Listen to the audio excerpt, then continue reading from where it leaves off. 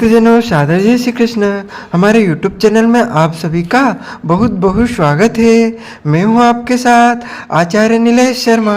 आज हम आपको दिवाली की दिव्य एवं ज्ञानमय कथा सुनाने जा रहे हैं। इस पौराणिक कथा को, इस ज्ञानमय कथा को अंत तक जरूर सुनिएगा तथा अधिक से अधिक लोगों को शेयर भी करिएगा। दीपावली की कथा सुनने से मनुष्य के जीवन में कभी भी धन की कमी नहीं होती है। दीपावली की कथा सुनने से अष्ट दिशाओं से अष्ट लक्ष्मी की प्राप्ति उसे होने लगती है, क्योंकि दीपावली की जो कथा है उसमें माता महालक्ष्मी का गुणगान किया गया है। जब हम दीपावली की कथा को श्रवण करते हैं तो माता महालक्ष्मी हमसे प्रसन्न होती है और हमें मनचाहा वरदान प्रदान करती है। तो माता महालक्ष्मी की प्रसन्नता के लिए सभी मनुष्य को एक बार यह दीपावली की कथा अवश्य सुनना चाहिए। तो सबसे पहले आपको और आपके पूरे परिवार को दिवाली महापर्व की बहुत बहुत शुभकामनाएं एवं बधाइयाँ। माता महालक्ष्मी, भगवान कुबेर का भरपूर आशीर्वाद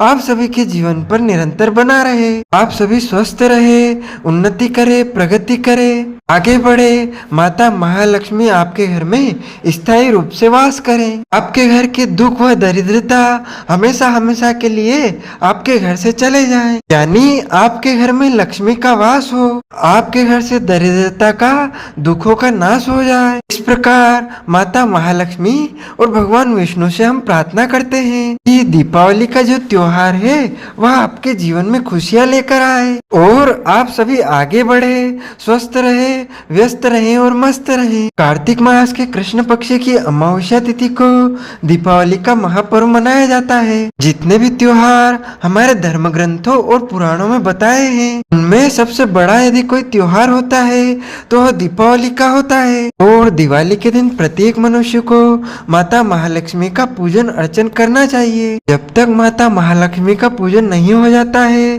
तब तक आपको व्रत करना चाहिए, यानी फलहार या फल आप ले सकते हैं, लेकिन अन्न का सेवन तब तक आपको नहीं करना चाहिए जब तक माता महालक्ष्मी का पूजन अर्चन संपन्न न हो जाए। दीपावली की पौराणिक कथा के अनुसार एक गांव में एक साहूकार, उसकी पत्नी और उसकी बेटी रहती थे। वह रोजाना पीपल के पेड़ पर जल चढ़ाते थे। इस पीपल के पेड़ में माँ लक्ष्मी का निवास था। एक दिन माँ लक्ष्मी ने साहूकार की बेटी से कहा कि मैं तुम पर बहुत प्रसन्न हूँ और अपनी सहेली बनाना चाहती हूँ। इस पर लड़की ने कहा कि वह अपने माता पिता से पूछकर बताएगी। पिता की आज्ञा मांगने पर उन्होंने इस बात पर स्वीकृति दे दी। इसके बाद माँ लक्ष्मी वह लड़की सहेली बन गए। एक दिन माँ लक्ष्मी ने उसे अपने यहाँ भोजन का निमंत्रण दिया।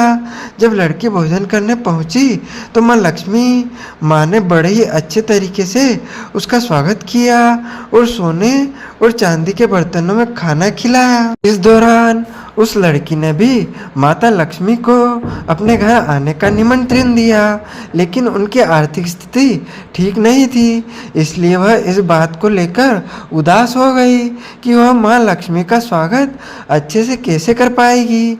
जब साहूकार ने पाया कि उनकी बेटी उदास है तब उसने साहूकार को सारी बात बता दी। इस पर साहूकार ने उसे सलाह की कि वह घर की अच्छे से साफ सफाई करे, मिट्टी का चौक लगाए, साथ ही माँ लक्ष्मी का नाम लेकर 4 मुख वाला दिया भी जलाए। वह लड़की यह सब कर रही थी कि इतने में वह एक चीज आई और किसी रानी का नौलख का हार वह छोड़ गई। इससे वह लड़की बहुत प्रसन्न हुई और फिर उसे लड़की ने उस हार को बेचकर माँ लक्ष्मी के स्वागत और भोजन की तैयारी की। कुछ समय बाद माँ लक्ष्मी जी गणेश जी के साथ पधारी। उस लड़की का सेवा भाव देखकर माँ लक्ष्मी उससे बहुत ही प्रसन्न हुई और उसने साहूकार के घर को धन संपत्ति से भर दिया। माँ लक्ष्मी जी की कृपा से साहूकार के पास किसी भी प्रकार की कोई कमी नहीं रही और उसके घर में धन, दौलत, वैभव, सुख, शांति, समृद्धि सब कुछ उसे प्राप्त हो गया। इस प्रकार जो भी मनुष्य दीपावली पर्व पर माता महालक्ष्मी के लिए साफ सफाई करके उनकी विशेष पूजा आराधना करता है, दीपक जलाता है, उसके घर में माता महालक्ष्मी का निस्थायी रूप से निवास हो जाता है। बोलिए माता महालक्ष्मी की जय, लक्ष्मी नारायण भगवान की जय।